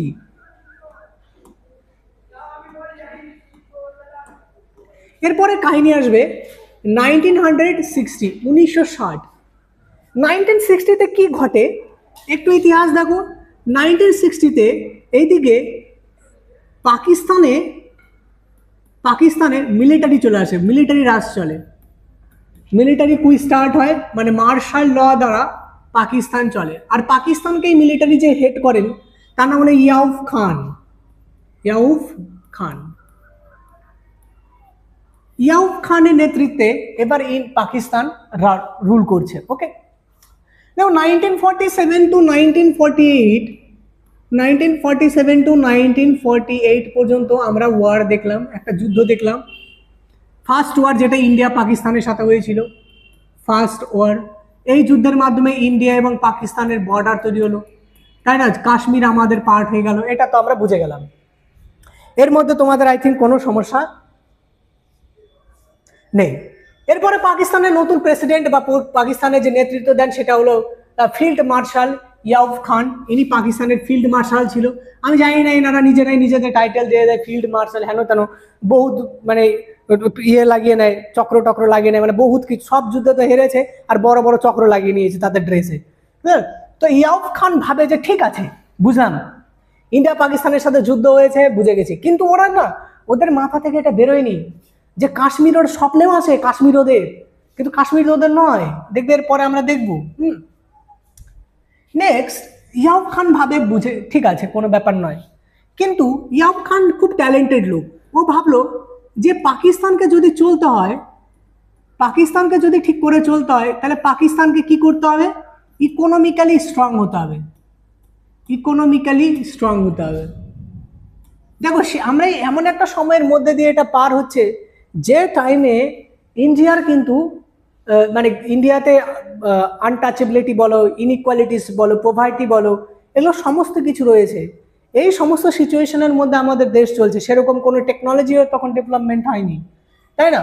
তো পাকিস্তান ভাবলো যে আমাদের ইকোনমিক্যালি ডেভেলপমেন্ট করতে হবে। কেন মনে হলো? এতদিন তো যুদ্ধ করে বেরিয়েছে, পরে দেখছে আমাদের কাছে তো ইকোনমি নেই, এগ্রিকালচার নেই। পাকিস্তান ভাবলো যে আমাদের দেশের যে লোকজন রয়েছে না, তাদের এগ্রিকালচার করাতে হবে, এগ্রিকালচার করাতে হবে, আমাদের দেশে ফুড প্রোডাকশন করাতে হবে, ফুড প্রোডাকশন করাতে হবে। কিন্তু এই সমস্ত জিনিস করার জন্য, বা হাইড্রো ইলেকট্রিক প্রজেক্ট মানে ইলেকট্রিসিটি জেনারেট হোক, হাইড্রো পাওয়ার জেনারেট করার ক্ষেত্রে হোক, এই সমস্ত জিনিসের জন্য কিসের প্রয়োজন? ওয়াটারের প্রয়োজন, ওয়াটারের প্রয়োজন, জলের প্রয়োজন। হ্যাঁ, জলের প্রয়োজন। এবার পাকিস্তানে তো জল নেই, পাকিস্তান তখন ভাবলো যে জল তো আমার লাগবেই, তাহলে কি করা যায়? বললো দেখো, যদি তুমি ইন্ডিয়াতে যাও, তাহলে ইন্ডিয়াতে রিভার্স রয়েছে, হিমালয়ান রিভার। ইন্ডিয়াতে কি রয়েছে? Himalayan river. ইন্ডিয়াতে যে হিমালয়ান রিভার আছে, তার মধ্যে একটা রিভার হলো ইন্দুজ, সিন্ধু নদী। ইন্দুজের যে রিভারগুলো হয় সেটা হলো ঝেলাম, চেনাব, রবি, বিয়াস অ্যান্ড সুতলেজ। বলো যে এই যে রিভারগুলো আছে না, এর মধ্যে অনেক, এই রিভারগুলো কি করে, পাকিস্তানে, এই রিভারগুলো ইন্ডিয়া থেকে, এই রিভারগুলো ইন্ডিয়া থেকে পাকিস্তানে আসে, পাকিস্তানে আসে। তো এই যে ইয়াউব খান রয়েছে, এ বলল যে তাহলে ইন্ডিয়ার সাথে তো আমাদের সম্পর্ক ভালো করতে হবে, তাই না? কারণ ওয়াটার ছাড়া তো এগ্রিকালচার হবে না, ইকোনমি অ্যাক্টিভিটি হবে না, ফুড প্রোডাকশন হবে না, হাইড্রো পাওয়ার হবে না। আর ইয়াউব খান ট্যালেন্টেড, ওর মধ্যে বুদ্ধি আছে। তো ইয়াউব খান কি করে, ইয়াউব খান আমাদের দেশের তখন প্রাইম মিনিস্টার পন্ডিত জওহরলাল নেহরু, আমাদের দেশের লিডারকে ডাকেন। পন্ডিত জওহরলাল নেহরুকে মিটিং এর জন্য ডাকেন ইয়াউব খান, বোঝা গেল?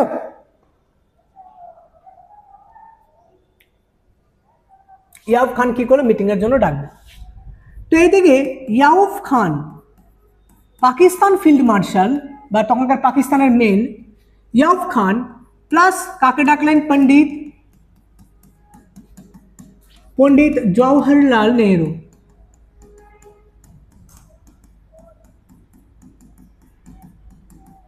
পন্ডিত জওহরলাল নেহরু, ইয়াউব খান পন্ডিত জওহরলাল নেহরুকে নিমন্ত্রণ করলেন যে আসুন একটু ঘুরে যান, একটু আদর যত্ন করে যান। পন্ডিত জওহরলাল নেহরু না না, তোমাদের সাথে যুদ্ধ হয়েছে, আমরা যাবো না। বলে না না, আমরা ভালো হয়ে গেছি, আসো আসো, ভালো, নেমন্তন্ন করে খাওয়াবো। তো কি করলো, এইদিকে সাল চলে আসলো 19 সেপ্টেম্বর 1960। এই দিনটাতে ইয়াউব খান কি করলো, ওয়ার্ল্ড ব্যাংকে ডাকলো, ওয়ার্ল্ড ব্যাংকে আগে ঘরে এনে ডেকে রেখেছে ইয়াউব খান।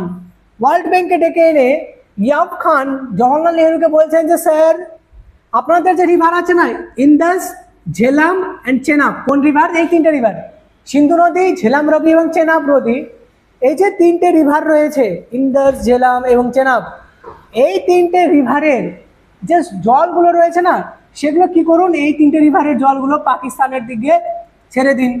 তো ওয়ার্ল্ড ব্যাংকের মধ্যস্থতায় 1960-তে সাইন হয়ে গেল Indus water treaty, Indus water ট্রিটি।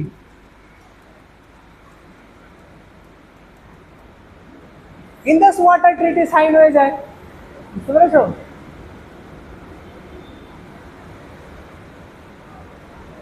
বৃষ্টি হচ্ছে খুব বাইরে।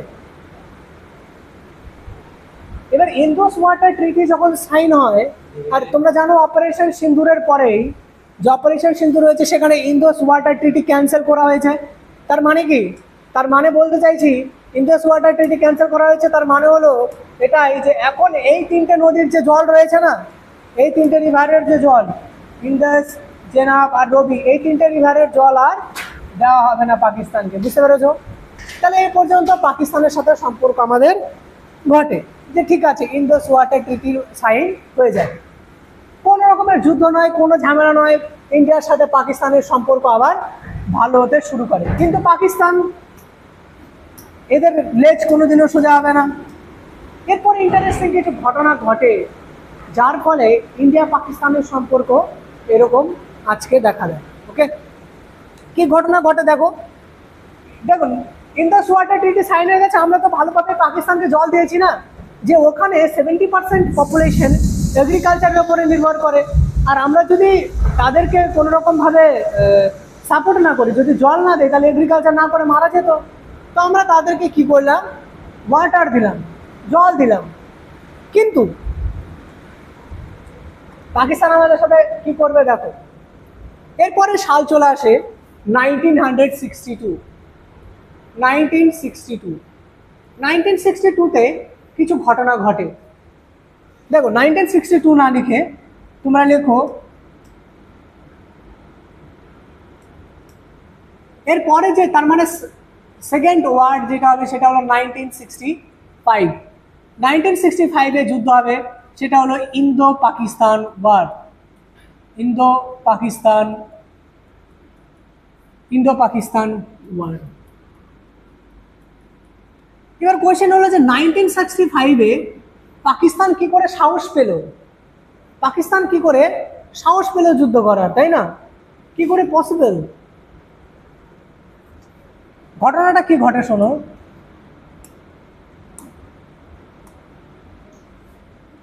পাকিস্তানের মাথায় অলরেডি 1947-এ তারা আমাদের সাথে হেরেছিল, মনে আছে? 1947 to 1948-এ তারা হেরেছিল। তারা কি করেনি? তারা ইন্ডিয়া থেকে কাশ্মীর নিতে পারেনি, এবং তারা ঘুমের ঘরেও কাশ্মীরের ছবি দেখে যে কাশ্মীর তাদের।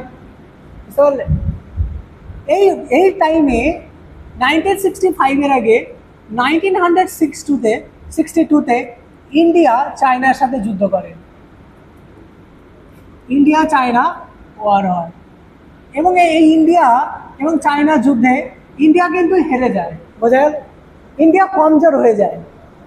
এবং ঠিক এই টাইমের ভেতরেই 1962-তে যখন ইন্ডিয়া হেরে যায়, তখন পাকিস্তান এর ফায়দা নিতে স্টার্ট করে। কিভাবে ফায়দা নেবে? কিছু বছর পর 1964-এ 20th of May পন্ডিত জওহরলাল নেহরু মারা যান।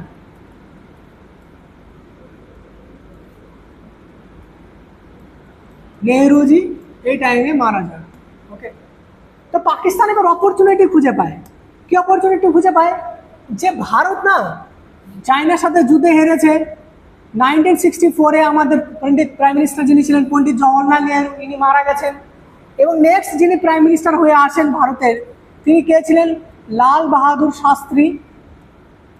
লাল বাহাদুর শাস্ত্রীজি, ইনি ভারতের নেক্সট প্রাইম মিনিস্টার হয়ে আসেন।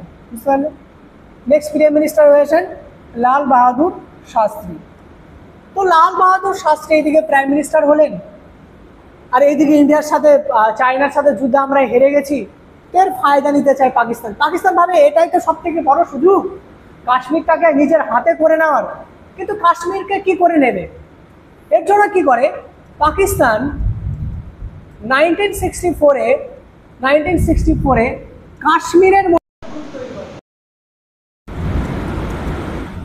কাশ্মীরে একটা গ্রুপ তৈরি করে, যেটাকে বলা হয় কাশ্মীর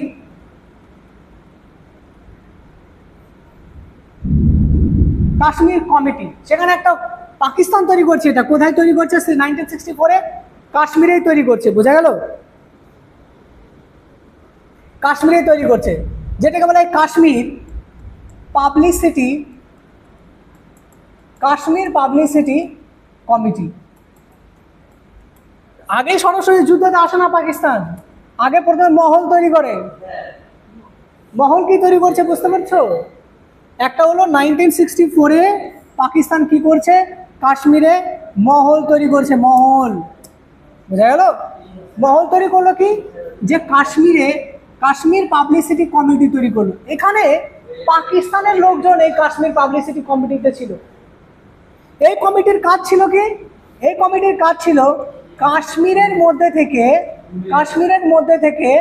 কাশ্মীরের লোকজনকে উস্কে দেওয়া এবং কাশ্মীরকে এমনভাবে দেশের সামনে দেখানো যে কাশ্মীরে যে মুসলিমস রয়েছে তারা ইন্ডিয়াতে অত্যাচারিত হচ্ছে, কাশ্মীরে মুসলিমসদের সাথে সমান ব্যবহার করা হচ্ছে না, কাশ্মীরের লোকজনের সাথে ভালোভাবে ব্যবহার করা হচ্ছে না, কাশ্মীরের মানুষজনকে উস্কে দিচ্ছে, যাতে কাশ্মীরে যে লোকজন রয়েছে তারা ইন্ডিয়ার বিরুদ্ধে যুদ্ধ ঘোষণা করে দেয়। বুঝতে পারলে? এবার মৌকা পেয়ে যায় পাকিস্তান। মৌকা দেখে পাকিস্তান কি করলো, 1965-এ পাকিস্তান গুজরাটের পাশ দিয়ে, গুজরাটের সাইড দিয়ে ইন্ডিয়াতে অ্যাটাক করে দিল। ইন্ডিয়াতে অ্যাটাক করে দেয় সারপ্রাইজ অ্যাটাক। যখন 1965-এ গুজরাটের উপরে অ্যাটাক করে দেয় ইন্ডিয়া তার ঠিকঠাক রেসপন্স করে, পাকিস্তানকে একদম মুখ্য জবাব দিতে শুরু করে দেয় ইন্ডিয়ান আর্মি। বোঝা গেল? কোনো সন্দেহ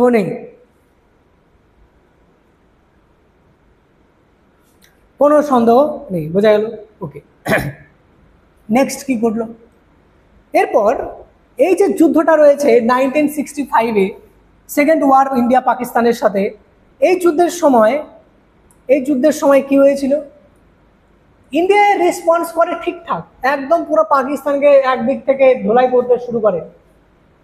এই মতো অবস্থায় পাকিস্তান ও ইন্ডিয়ার উপরে ভীষণই সংঘর্ষ করতে থাকে। 3 মাস পর্যন্ত ইন্ডিয়া পাকিস্তানের যুদ্ধ চলতে থাকে। ফাইনালি মাঝখানে ব্রিটেন এসে মধ্যস্থতা করে, এবং মধ্যস্থতা করে, ভালো করে শোনো, মধ্যস্থতা করে সিজ ফায়ার করিয়ে দেয় কততে, 13 জুন 1965-এ সিজ ফায়ার করিয়ে দিল যে এরপর থেকে ইন্ডিয়া পাকিস্তানের আর যুদ্ধ হবে না। তো ইন্ডিয়া পাকিস্তান থেমে যায়, কিন্তু ভারত তো থেমে যায়, পাকিস্তানও থেমে যায়, কিন্তু এই যে লেজ সোজা হয় না, ওর মাথায় প্ল্যানিং চলে। ও কি করে, আবার অ্যাটাক করে দেয় কাশ্মীরের ওপরে। কাশ্মীরে যখন অ্যাটাক করে দেয় তখন 10th of January 1966 Tashkent agreement sign করা হয়। তাশকেন্ট এগ্রিমেন্ট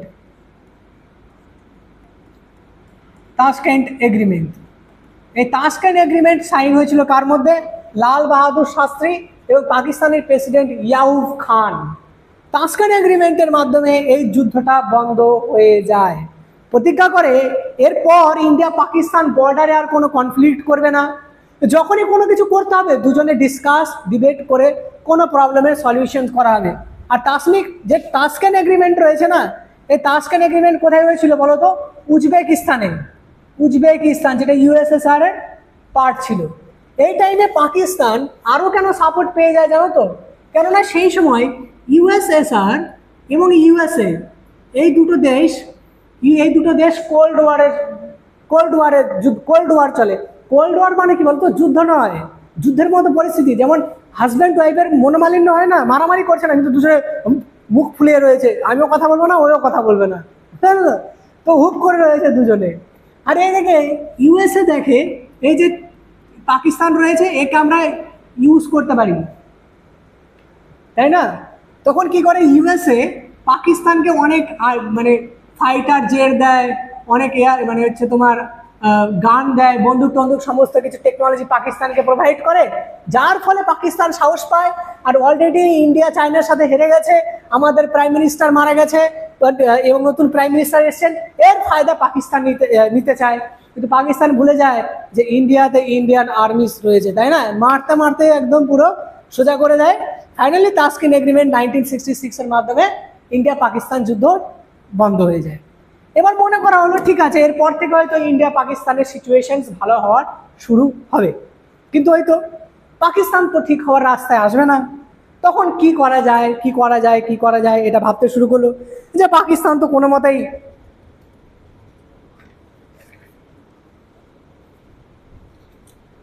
পাকিস্তান তো কোনো মতেই মারছে না। কিন্তু এবার এইবার যে পয়েন্টটা আসছে না, এটা ভীষণ ভীষণ ইম্পর্টেন্ট। আমি চাই তোমরা প্লিজ একটু কনসেন্ট্রেট সহকারে শোনো। দেখো ক্লাসটা লম্বা হবে, আই নো, এটাই তো মজা পড়াশোনার। দেখো ট্যাগ লাইন তোর জন্য দিয়েছি, তোমার পড়তে ইচ্ছা করবে। তুমি যখন দেখবে যখন কোনো কিছু রান্না হয় না, চিকেন রান্না করছো, তো তুমি যদি 1 মিনিট পরে চিকেনটা খেতে চাও, ভালো লাগবে? প্রপার রান্নাটা হোক, তারপরে না মশলা ঠিকঠাক পড়ুক, তবে না টেস্ট হবে। তো পড়াশোনাও সেরকম, তুমি এইটুকু জাস্ট পড়েছো তো কি করে ভালো লাগবে বলো? একটু ডিটেলসে যাও, একটু গভীরে প্রবেশ করো পড়াশোনার, দেখবো অটোমেটিকলি ভালো লাগা স্টার্ট করেছে। আর তোমাদের যদি ভালো লাগে দেখো কমেন্টে জানিও যে এরকম তোমরা কোন টপিকের উপরে ভিডিও চাও। ইন্ডিয়ার সাথে ইউএস এর হোক, ইন্টারন্যাশনাল রিলেশনস হোক, যে কোনো টাইপের ভিডিওস তোমরা চাইলে কমেন্টসে জানিও, আমি তোমাদের সামনে সেই ভিডিওস নিয়ে আসবো। ওকে, আর চ্যানেলটা সাবস্ক্রাইব করে দিও নতুন হলে। নেক্সট পয়েন্টে যাওয়ার আগে ভীষণ ইন্টারেস্টিং, নো ডাউট। দেখো এই পর্যন্ত আমরা কি বললাম, ইন্ডিয়া পাকিস্তানের যুদ্ধ, প্রথম যুদ্ধ হয়ে গেছে, সেকেন্ড যুদ্ধ হয়ে গেছে, তাই না? এবার আসবে থার্ড, তাই তবে না তুমি ডিটেলসে বুঝতে পারবে। তার আগে আমি একটু পানি মানে ওয়াটার খেয়ে নিই। পাকিস্তান বলতে বলতে উর্দু বেরিয়ে যাচ্ছে, বুঝলো?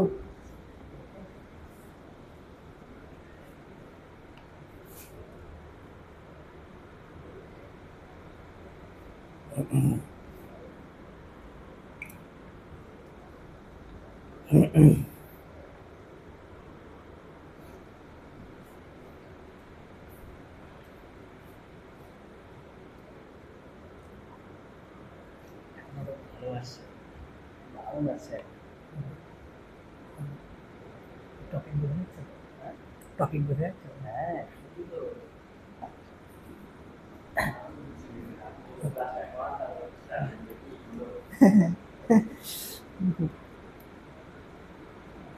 সো চলো, তোমরাও একটু ব্রেক নিয়ে নিয়েছো, আমিও একটু ব্রেক নিয়ে নিলাম। তো আমরা আবার স্টার্ট করি। দেখ উঠবে না পড়া থেকে, কি আছে বলো, পড়তেই তো নেমেছো, পড়ো, তাই না?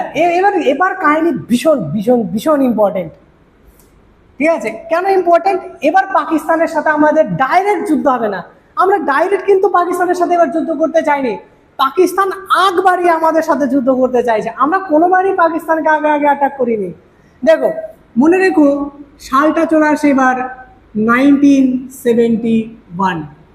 1971-এও পাকিস্তানের সাথে আমরা একটা যুদ্ধ জিতি, মানে যুদ্ধ লড়ি। কোন যুদ্ধ আমরা করি? দেখো আমরা এক সাইডে এইদিকে একটু খেয়াল করি, এই পাশে, এই পাশে কি হয় দেখো। আমি দেখো ম্যাপ ভালো করে রাখতে পারি না তোমাদের, এর জন্য I am really so sorry, just বোঝার জন্য। হ্যাঁ দেখো অ্যাকচুয়ালি কাহিনী কি ছিল, ঘটনা কি ছিল ভালো করে। হ্যাঁ, এখানে ছিল আমাদের ইন্ডিয়া, এটা হচ্ছে আমাদের ইন্ডিয়া, এখানে ইন্ডিয়ান স্টেট রয়েছে অনেক। আমাদের এদিকে বর্ডার তৈরি হয়ে গেছে, এলওসি তৈরি হয়ে গেছে, তাই না? এদিকে কি হয়ে গেছে, এলওসিও তৈরি হয়ে আছে। এদিকে আমাদের পাকিস্তানের সাথে রেড ক্লিফ লাইনও তৈরি হয়ে আছে, এদিকে রেড ক্লিফ লাইনও তৈরি হয়ে আছে।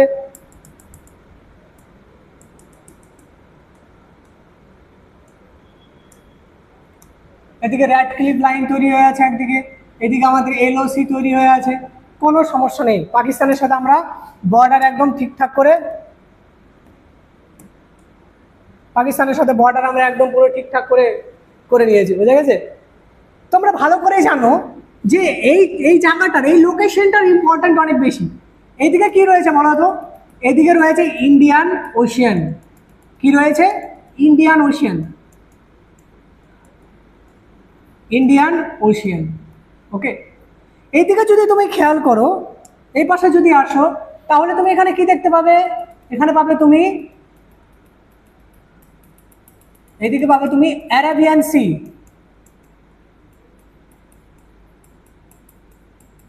Arabian C. এবার তুমি যদি এইদিকে আসো তাহলে তুমি কি পাবে? এখানে এদিকে পেয়ে যাবে তুমি বে অফ বেঙ্গল, বে অফ বেঙ্গল মানে হচ্ছে বঙ্গোপসাগর। ওকে, যখন যখন 1947 চলছিল, কি বললাম, যখন যখন যখন এদিকে আমাদের কি আছে, বেঙ্গল। বেঙ্গল 1905-এ 1905-এ একটা ঘটনা ঘটে। কি ঘটনা ঘটে? ব্রিটিশরা দেখে যে বেঙ্গলটা শুধুমাত্র বিহার, মুর্শিদাবাদ, বিহার হোক, তারপর ওয়েস্ট বেঙ্গল আমাদের হচ্ছে অনেক বড় জায়গা নিয়ে বেঙ্গল তৈরি ছিল, তাই না? আর বেঙ্গলে হিন্দু মুসলিমসরা মিলেমিশে চলতো, আর হিন্দু মুসলিমস মিলে ব্রিটিশদেরকে তাড়ানোর জন্য চেষ্টা করছিল। ব্রিটিশ দেখলো না না, এই যে হিন্দু মুসলিম ইউনিটিটা রয়েছে এটাকে তো ভাঙতে হবে। এর জন্য কি করা হলো, পার্টিশন অফ বেঙ্গল করা হলো 1905-এ। পার্টিশন অফ বেঙ্গলের মাধ্যমে বেঙ্গলটাকে দুটো ভাগে ভাগ করা হলো। এক সাইডে মানে এই সাইডে তৈরি করা হলো কি, ইস্ট বেঙ্গল। কি তৈরি করা হলো? ইস্ট বেঙ্গল। ইস্ট বেঙ্গল। আর এইদিকে থেকে গেল আমাদের ওয়েস্ট বেঙ্গল। বোঝা গেল? আর এই যে ইস্ট বেঙ্গল রয়েছে এটাকেই বলা হতো পশ্চিমী, মানে এটাকে বলা হতো ইস্ট পাকিস্তান। কি বলা হতো? পূর্বী পাকিস্তান, ইস্ট পাকিস্তান। বোঝা গেল? আর এইদিকে যে যে রয়েছে, দেখো কেমন দেখতে, এদিকে যে রয়েছে পাকিস্তান, পাকিস্তান এদেরকে বলা হতো ওয়েস্ট পাকিস্তান। ওয়েস্ট পাকিস্তান। ওকে। 1947-এ যখন দেশ স্বাধীন হয়, দেশ যখন স্বাধীন হয়ে গেল, তখন এই যে ওয়েস্ট পাকিস্তান আর এই যে পাকিস্তান রয়েছে, এই দুটোর মধ্যে ডিফারেন্স কি, বেসিক ডিফারেন্স কি বলতো? এইখানে যে লোকজন বসবাস করছে না, তাদের যে ল্যাঙ্গুয়েজ রয়েছে, তারা যে ভাষায় কথা বলছে মেজরিটি পিপল, সেই ভাষাটা হলো উর্দু। সেই ভাষাটা কি? উর্দু। আর এইদিকে বেঙ্গল থেকে যে সেপারেট হয়েছে এদের ভাষা কি? এদের ভাষা হলো বেঙ্গলি। বেঙ্গলি। ওকে। এবার এই যে দুটো, এরা হচ্ছে পাকিস্তান, এরা দুজন একসাথে ছিল, কিন্তু কিছু বছর পরে এইখানে এই মানে যেটা এখন আমরা বাংলাদেশ বলি, আর সেখানে তখন বলা হতো পূর্বে পাকিস্তান। এইখানে একজন লিডার চলে আসেন। হ্যাঁ, এখানে একজন লিডার চলে আসেন।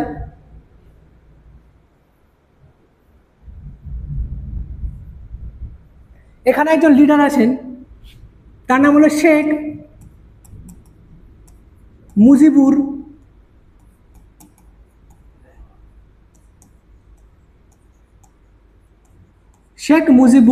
রহমান। ইনি বুঝতে পারেন, এই যে দেখো এখানে ওয়েস্ট পাকিস্তান মানে পশ্চিম পাকিস্তান এবং পূর্ব পাকিস্তান, এই দুটো এবারে অ্যাডমিনিস্ট্রেশন চালাতে হবে, তো প্রশাসনিক কাজকর্ম চালাতে হবে। ওয়েস্ট পাকিস্তান বলে যে প্রশাসনিক যত কাজকর্ম হবে সেগুলো সমস্ত কিছু উর্দু ভাষাতে হবে। কোন ভাষাতে হবে? উর্দু ভাষাতে হবে।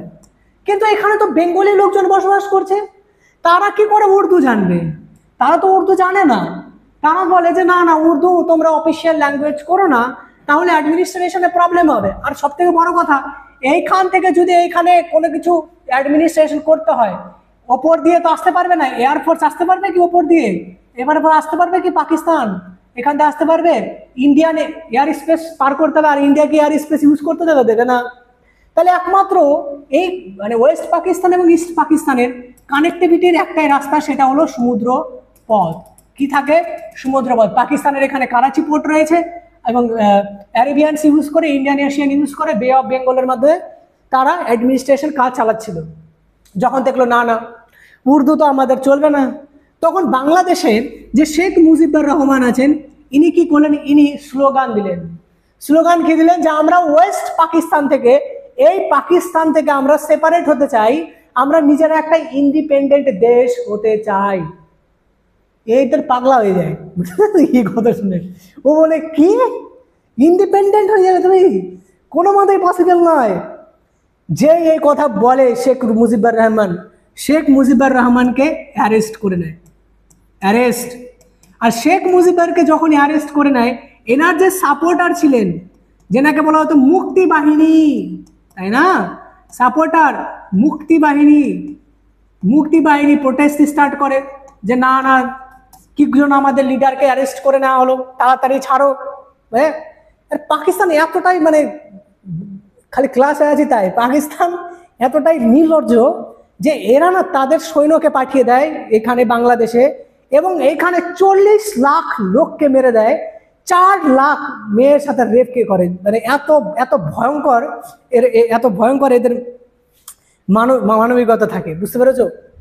তুমি ভাবো যে যারা নিজেদের দেশেরই লোক ছিল, দুটো তো একই সাথে ছিল না, শুধু এরা সেপারেট হতে চাইছে দেখে পাকিস্তান তাদের আর্মিকে পাঠায় এবং বাংলাদেশে প্রবেশ করে। আর এই যে বাংলাদেশ যারা ভিডিওটা দেখছে, ওই যে আমার কমেন্ট সেকশনে এসে বলো না পাকিস্তানের তারিফ করে, একটু শুনে নাও। 40 লাখ লোককে মেরেছিল ওই যে চাচা, 4 লাখ মহিলাকে রেপ করেছিল ঘরে, ঠিক আছে। এবার এই যে এই ঘটনা ঘটে, এবার এরা না ভয় পেয়ে যায়, জানো তো, বাংলাদেশে যত লোকজন থাকে ভয় পেয়ে যায়। তো ভয় পেয়ে সমস্ত লোকজন পালাতে স্টার্ট করে। পালিয়ে কোথায় যাবে? কোনো উপায় নেই, ইন্ডিয়াতে আসতে হবে। ইন্ডিয়াতে দল দিয়ে রওনা দেয়। আর এমনি ইন্ডিয়াতে পপুলেশন এত বেশি। আর সেই সময় ইন্ডিয়াতে কে বসেছিল? এখানে একটু ব্যাকগ্রাউন্ড দেখো। সেই সময় ইন্ডিয়ান প্রাইম মিনিস্টার কে ছিল? তোমরা হয়তো জানো, ইন্ডিয়ান প্রাইম মিনিস্টার ছিলেন ইন্দিরা গান্ধী। ইন্দিরা গান্ধী ম্যাম, তাই না? ইনি ছিলেন তখন প্রাইম মিনিস্টার। ইনি দেখলেন যে সমস্ত লোকজন ভয়ে ইন্ডিয়াতে চলে আসছে, ইন্ডিয়ার দিকে চলে এসছে। আচ্ছা, ইন্ডিয়াতে কেন চলে এসছে বলো তো? ইন্ডিয়াতে এর জন্য চলে এসছে কারণ এই যে এরা বাংলাদেশের লোকজনের উপরে হামলা করছিল, অত্যাচার করছিল। তো বেচারারা কি করবে? পালানোর জন্য তো ইন্ডিয়ার কাছে আসতে হবে না। যতই হোক আমাদেরই ছিল, তো কয়েকদিন একটু ইয়ে হয়েছে, তো কি করা যাবে? ইন্দিরা গান্ধী ভাবলো যে এদেরকে কি করে আমরা রক্ষা করি। কি করে রক্ষা করব? প্রথমত ইন্দিরা গান্ধী কোনো কিছু না ভেবে পেরে উনি ডাকলেন তখনকার মেন আর্মির হেড ফিল্ড মার্শালস, মানে জেনারেল মানিক শ, যেটার সিনেমা ওই ক্যাটরিনা কাইফের ওয়াইফ হাজবেন্ডের নাম কি যেন, ভিকি কৌশল সিনেমা এসে না মানিক শকে নিয়ে। তো উনি কি করলেন? স্যার মানিক শকে ডাকলেন ইন্দিরা গান্ধী। মানিক শ, ইনি আর্মির হেড সেই সময়। মানিক শ ইনাকে ডেকে বললেন যে কি করা যায়, ইন্ডিয়ান আর্মিকে কি পাঠিয়ে দেবো একদম এই পাকিস্তানের যে মানে টেররিস্ট রয়েছে, আর্মি রয়েছে, তারা তো অ্যাটাক করে দিয়েছে, এদেরকে সরানোর জন্য তো ইন্ডিয়ান আর্মিকে যেতে হবে। তখন মাসটা চলছিল এপ্রিল মান্থ। মাসটা কি চলছিল? এপ্রিল। তো জেনারেল মানিক শ বললো যে ম্যাডাম এখন বৃষ্টির দিন চলছে, আর বৃষ্টির দিনে ইন্ডিয়ান আর্মি কোনোভাবেই অ্যাটাক যদি করে তাহলে আমরা হেরে যেতে পারি। তো একটু অপেক্ষা করুন, এবং যখনই বৃষ্টিটা একটু থেমে যাবে, বৃষ্টির দিনটা কমে যাবে, তখন আমরা অ্যাটাক করে দেবো পাকিস্তানের, মানে বাংলাদেশের ওপরে, এবং পাকিস্তানদেরকে সরানোর চেষ্টা করব। ওকে, ততদিন পর্যন্ত কি করে ইন্ডিয়ান আর্মি তোমরা শেয়ার করে দিও ভিডিওটা বন্ধু বান্ধবীর সাথে, তারাও যাতে বুঝতে পারে, যে অ্যাকচুয়ালি একটু ডিটেলসে বললে আমাদের বুঝতে সুবিধা হয়। ইন্ডিয়ান আর্মি কি করেন? বাংলাদেশের যে মুক্তি বাহিনী রয়েছে তাদেরকে ট্রেনিং দিতে শুরু করে। মুক্তি বাহিনীকে ট্রেনিং দেওয়া স্টার্ট করে, কি করে হাতিয়ার চালাতে হবে কি না, মুক্তি বাহিনীকে ট্রেনিং দেয়। ওকে, কিন্তু কোশ্চেন হলো এটাই যে ইন্ডিয়ার সাথে তো পাকিস্তানের যুদ্ধ হচ্ছে না এবার। আর পাকিস্তান যেহেতু ইন্ডিয়ার উপরে অ্যাটাক করেনি, তাহলে আমরা ডাইরেক্টলি যুদ্ধে যেতে পারি না। কেন পারি না? অনেকে বলবে কেন যাবে না। আরে বোঝো, যদি ইন্ডিয়া ডাইরেক্টলি পাকিস্তানের সাথে যুদ্ধে নেমে যায় তাহলে ইন্টারন্যাশনাল প্রেশার আসবে ইন্ডিয়ার উপরে, কারণ পাকিস্তান তো ইন্ডিয়ার উপরে অ্যাটাক করেনি না। তাহলে কি করে আমরা এন্ট্রি নেই পাকিস্তানে, মানে বাংলাদেশে পাকিস্তানকে সরানোর জন্য? পাকিস্তানই আমাদের রাস্তা খুঁজে দেয়, বুঝলো তো? কি করে রাস্তা খুঁজে দেয় সেটা একটু দেখো।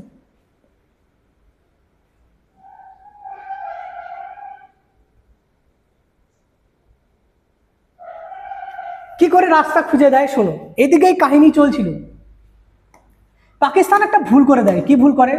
পাকিস্তান উত্তেজনার বসে পাকিস্তান এটা আইডিয়া করে নিয়েছিল যে ইন্ডিয়া বাংলাদেশকে সাপোর্ট করার জন্য আর্মি পাঠাবে, আর চাইলে ইন্ডিয়া আমাদের উপরে অ্যাটাক করতে পারে। তো কি করে পাকিস্তান 3rd ডিসেম্বর, মনে রেখো 3rd ডিসেম্বর 1971, কি বললাম? 3rd ডিসেম্বর 19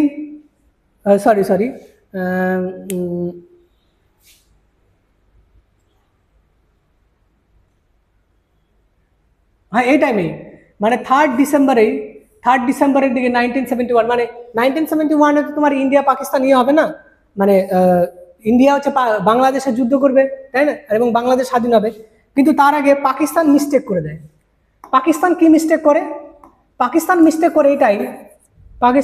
করে এটাই যে পাকিস্তান অপর দিকে কি করে, পাকিস্তান এন্ট্রি নেয়,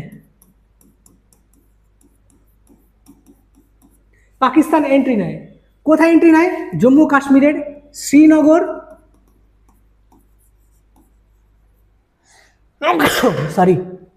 শ্রীনগর, পাঠানকোট এবং চণ্ডীগড়। শ্রীনগর, পাঠানকোট এবং চণ্ডীগড় এই তিনটে জায়গাতে পাকিস্তান সারপ্রাইজ অ্যাটাক করে। আর পাকিস্তান ইন্ডিয়ার এই জায়গাগুলোতে এতটাই ভয়ঙ্কর অ্যাটাক করে কিনা যে ইন্ডিয়ান আর্মির কিচ্ছু হয় না, একজনের কিচ্ছু হয় না, ইন্ডিয়ান আর্মির কোনোই ক্ষতি হয় না, ইন্ডিয়ান আর্মির কোনো ক্যাজুয়ালিটিস হয় না, একজনের ক্ষতি হয় না। বোঝা গেল? ঠিক তার কিছুদিন পরে পাকিস্তানের যে একজন মিলিটারি হেড থাকে তার নাম হচ্ছে তারিক মিয়া। কি নাম থাকে? তারিক মিয়া। তারিক মিয়া কি করে বলো তো? তারিক মিয়া উত্তেজনার বশে রাজস্থান যে রয়েছে না, রাজস্থানের একটা জায়গা আছে লঙ্গেওয়ালা, আর এই লঙ্গেওয়ালাতে অ্যাটাক করে দেয়। আর অ্যাকচুয়ালি সেই সময় রাজস্থানের লঙ্গেওয়ালাতে শুধুমাত্র 120 জন ইন্ডিয়ান আর্মি অফিসার রয়েছে, আর এদিকে তারিক মিয়া বহুত সেনা নিয়ে এসছে ইন্ডিয়াকে অ্যাটাক করার জন্য। বুঝতে পারলো তো? বহুত সেনা রয়েছে। এবারে 120 জন ইন্ডিয়ান আর্মি, আর এদিকে পাকিস্তানের এতগুলো সৈন্য, কি করে যুদ্ধে জিতবে? এই যে 120 জনের যে নেতৃত্ব করছিল না একজন শিখ নেতা, মানে শিখ হচ্ছে আর্মি জেনারেল, যিনি হেড কমান্ড করেছিলেন, তাই না? 120 জন এইদিকে, আর এইদিকে পাকিস্তানের কত হাজার হাজার সেনা নিয়ে এসেছে, ট্যাঙ্ক, মানে বোমা, আর্টিলারি, গানস, বন্দুক, বারুদ যা রয়েছে সমস্ত কিছু। ওকে, আর এই 120 জনকে যিনি লিড করেছিলেন তেনার নাম হলো কুলদীপ সিং। কে বলো তো? তোমরা বর্ডার সিনেমা দেখেছো?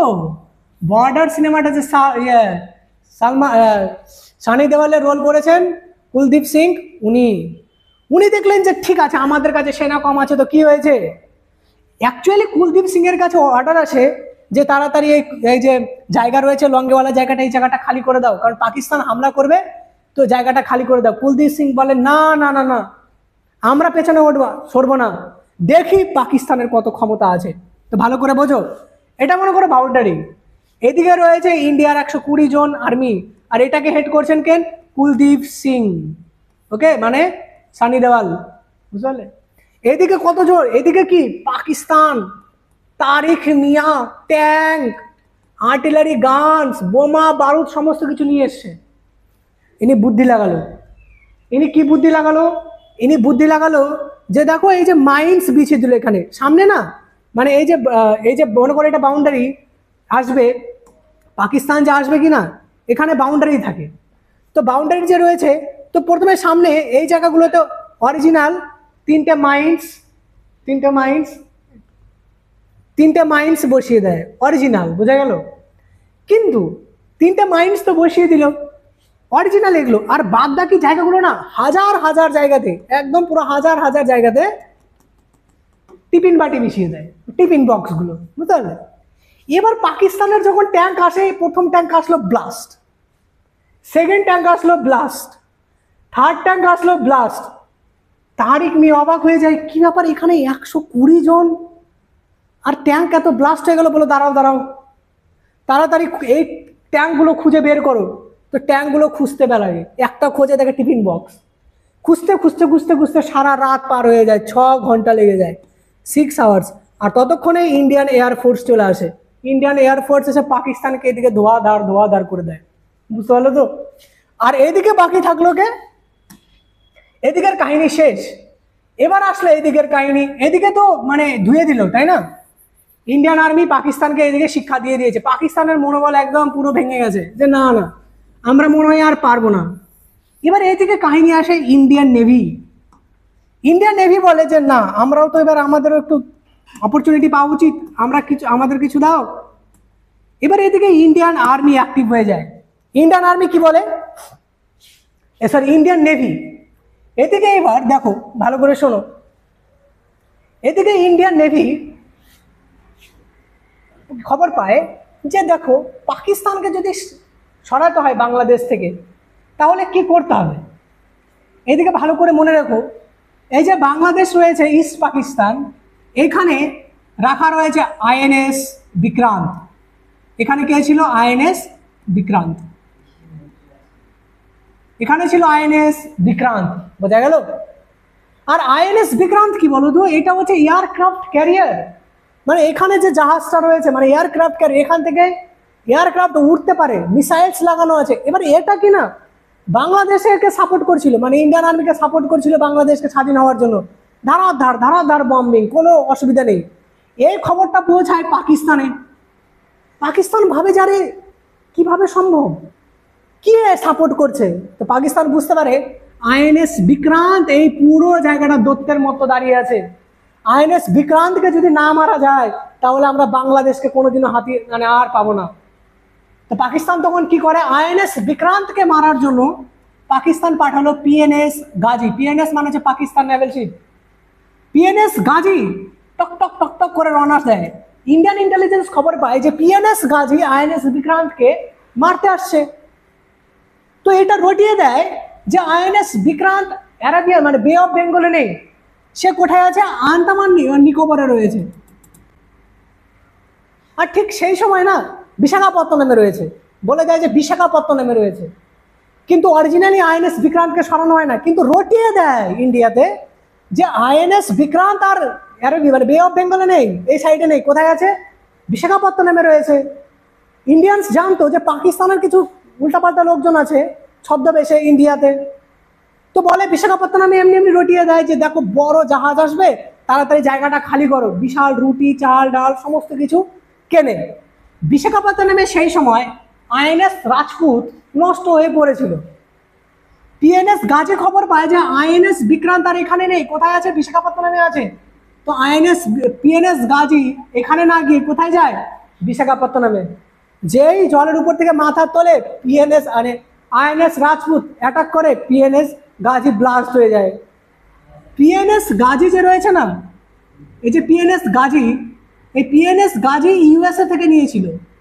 ইউএসএ থেকে ইউএসএর পিএনএস গাজী যখন ব্লাস্ট হয়ে যায়, ইউএসএ রেগে যায় যে কি ব্যাপার, আমাদের দেওয়া হাই এত টেকনোলজি ধ্বংস করে দিল পাকিস্তান, ইন্ডিয়া ধ্বংস করে দিল।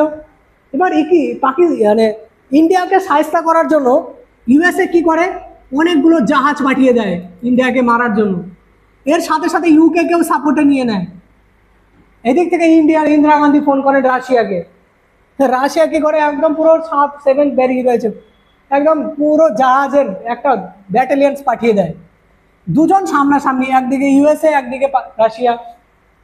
তো এই ভয়ে কি হয়ে যায়, ইউএসএ চলে যায়, ইউকে চলে যায়। এবং এইভাবে 1971-এ সিমলা এগ্রিমেন্ট হয়, সিমলা এগ্রিমেন্ট। এবং এই সিমলা এগ্রিমেন্টের মাধ্যমে ইন্ডিয়া পাকিস্তান মানে ইন্ডিয়া পাকিস্তান যুদ্ধ শেষ হয় এবং বাংলাদেশ তৈরি হয়। আর এই সিমলা এগ্রিমেন্টে মনে রাখো এখানে না 90,000 পাকিস্তান সেনা স্যারেন্ডার করে দিয়েছিল ইন্ডিয়ান আর্মির উপরে, বুঝতে পেরেছো? তবুও পাকিস্তানের সোজা হয় না, এই পর্যন্ত পাকিস্তান ঠিক থাকে। একটু শেষ করে দিই একটু বেশি 20 মিনিট লাগবে, দেরি হয়ে যাবে না?